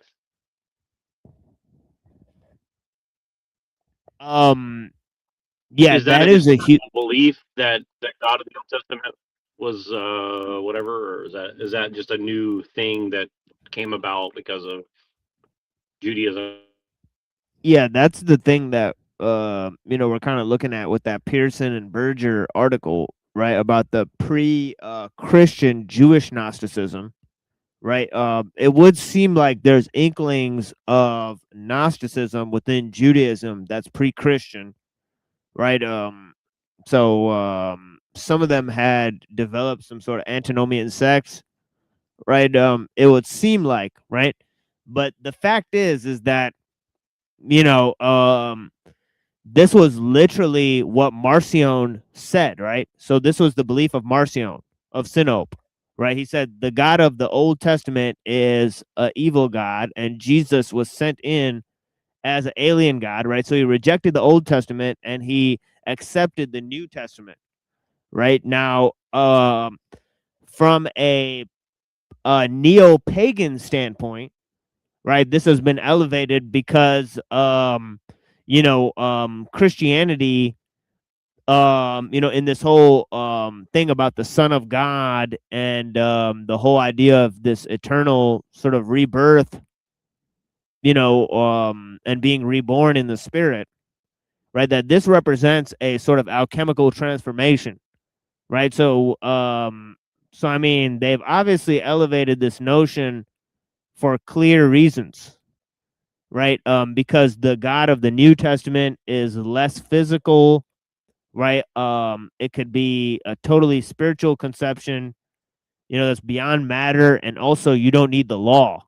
The main reason to reject the Old Testament, right, is because of the law, right? So a lot of these Gnostic or antinomian sects say, well, the main reason why we reject the Old Testament is because the law that God gave is the law for Jews, and it was given on behalf of transgressions. And the law of Jesus is the law of heaven. So if you just follow that law, you're in a way better position, right? So yeah, so that would be sort of the right. Well, and the two other things I wanted to add to that is, well, because Pillager's saying that it's like he's saying that it's political, right? And I guess the way I would say that is, well, it's political, but that doesn't mean that transhumanism or Malthusianism or all these other things aren't happening. But what I do think that means is like this is basically like playing offense, right? So this is like basically let's de-radicalize everybody, let's make them feel as if there's a debate going on about, what's the morality of transhumanism, what's this or that. But ultimately, you're not really debating about like how should we go about interrupting this process, or how should we go about getting political power, since that's the way that people with the beliefs of Andrew Wilson were in political power, allegedly, right? For example, right? Like then the political will would change for the average person because, well, that's what the boss said, so we do what the boss tells us to do, right? Like that would actually change the course of human history, right? Which is why they have a right-left paradigm, because if things aren't working in one direction, they just go to the other side and then they balance it out where people feel as if they're being heard, right? And I think that's kind of what they're doing in this scenario, where it's like, well, you have the liberals on one side and you have the conservatives on the other side, and so they're arguing about morality or this or that, but there's a reason why all the arguments are ultimately practical, and I think this is the reason. And Machine, I learned this from you, is like, and Pill Leader said it too. It's like, okay, so they want you to think about the end result, right? So they're both talking about the end results of these ideas, right? But they're not actually talking about how you get the end results. You see what I mean? Because I think that's the thing is like Right. how we get there is much more important than what we're actually talking about. And I think that's kind of what they're hiding essentially. And again, I know that we said this a million times, but I think it's like very important to just keep hitting that point because that explains like why is this such a giant production? Like why is this so important that they do all this, right? And why are they actors? Why are they doing these scripts? And I think that's the reason why. It's like you're so busy debating what, when, where, why, but you're not really debating like how exactly, right? And I think that's kind of I think that's very what do you call it, nihilistic. It makes you kind of like nihilistic, right? Like because you don't really feel that you really have any power to affect the situation.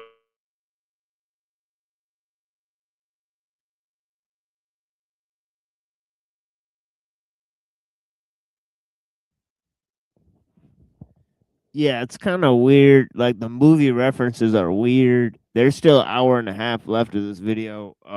So we'll just get to it next time because I gotta go do my show. So it looked like we ran out of time, but yeah, this whole series is pretty banging, honestly. Yeah. Yeah, and we'll get into it more and send the links out for the show. Everybody jump over there. Yeah, thank let you me for throw this everybody in who the did back, watch. and then yeah, try to send this to Pill Eater too if you Red, can, thank you for being, if he's got time. Red, thank you for So being here. Sorry to get to jump in earlier too because I had too many phone calls and shit. So, but yeah, send me the stuff and I'll go ahead and end it now so you can get rolling.